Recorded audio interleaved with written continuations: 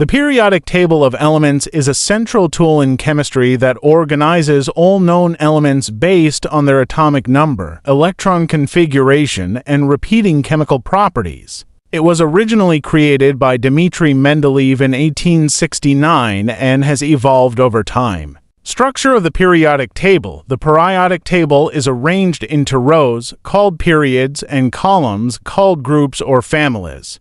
Periods go from left to right across the table. There are 7 periods in total. Each period represents a new electron energy level, and the properties of elements gradually change as you move across a period. Groups go from top to bottom. There are 18 groups. Elements in the same group have similar chemical behaviors because they have the same number of electrons in their outer shell valency electrons. Categories of elements. Elements on the periodic table are classified into different categories based on their properties.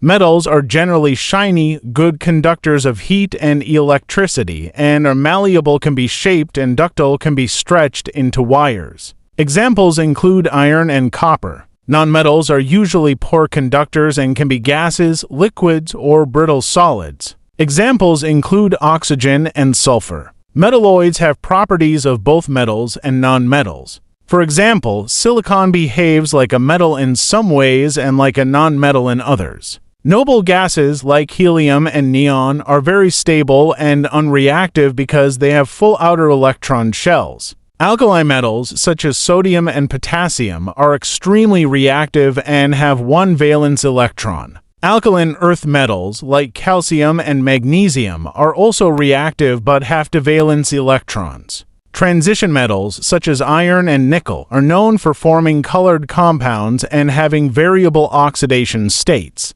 Lanthanides and actinides are found in the separate two rows at the bottom. Lanthanides are rare earth metals, while actinides include radioactive elements like uranium.